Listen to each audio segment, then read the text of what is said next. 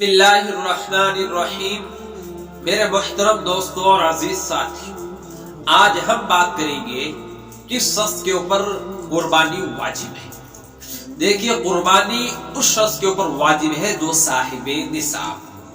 साहिबे निसाब वो शख्स है जिसके पास इतनी कीमत हो कि वो 52.5 तोला चांदी खरीद सकता है, या उसके पास कैश हो, या चांदी है, सोना है, या जेवरा या तिजारत का माल है, या जायज सामान है। जायज सामान से मुराद वो सामान है कि जो साल भर तक काम में नहीं आता। ऐसा माल अगर उसके पास मौजूद है, इन पांचों में की कीमत देखेंगे, अगर इन पांचों की कीमत को एक जगह जमा किया जाए, इससे ये पता चल सकता है कि ये 52.5 तोला चांदी खरीद सकता है, तो वो साहिबे निसाब कहलाएगा। अगर इन पांचों में से अगर 3 चीजें उसके पास मौजूद है, अब वो 3 चीजों को देखेगा कि उन 3 चीजों से इतना माल अगर उसके पास हो जाता है कि वो 52.5 तोला चांदी खरीद सकता है, तो वो साहिबे निसाब कहलाएगा। एक बात ये भी ध्यान में रखे, जहन में बिठा ले कि कुर्बानी के अय्याम में, कुर्बानी के दिनों के अंदर ही अगर वो साहिबे निसाब होगा, तब उसके ऊपर, अगर उसके पास इतना माल है तो वो साहिबे निसाब होगा, नहीं तो वो साहिबे निसाब नहीं कहलाएगा। यानी कि कुर्बानी के अंदर ये शर्त नहीं है कि माल के ऊपर 1 साल गुजरे तब वो साहिबे निसाब कहलाता है, बल्कि कुर्बानी के अय्याम में, कुर्बानी के दिनों में अगर उसके पास इतना माल है कि वो 52.5 तोला चांदी खरीद सकता है, तो वो साहिबे निसाब कहलाएगा। ये बात जहन में बिठाए। और अगर औरतें अगर साहिबे निसाब हैं तो औरतों की तरफ से भी कुर्बानी होगी, अगर मर्द साहिबे निसाब है तो मर्दों की तरफ से भी कुर्बानी होगी।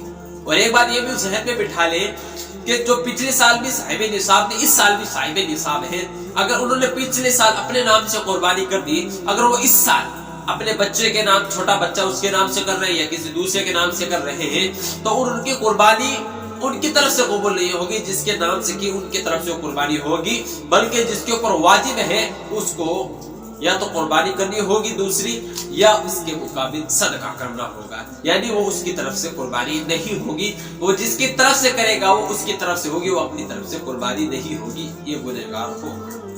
ये बात जहन में बिठा ले। और एक बात ये भी ध्यान में रखे, जो साहिबे निसाब तक पहुंच जाए, यानी उसके पास अगर इतनी कीमत है कि वो 52.5 तोला चांदी खरीद सकता है, तो वो जहन में रखे कि अब वो अपने कर्जे को माइनस करेगा।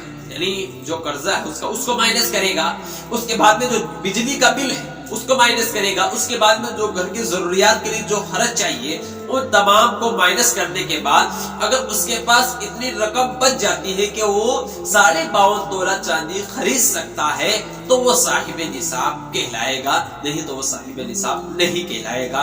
मुकम्मल डिटेल के साथ मैंने मसला आपके सामने क्लियर कर दिया है। अल्लाह ताला से दुआ करें कि अल्लाह ताला हम सबको सही मसला समझने की तौफीक अता फरमाए। आमीन। व आखिरु दावाना अल्हम्दुलिल्लाहि रब्बिल आलमीन।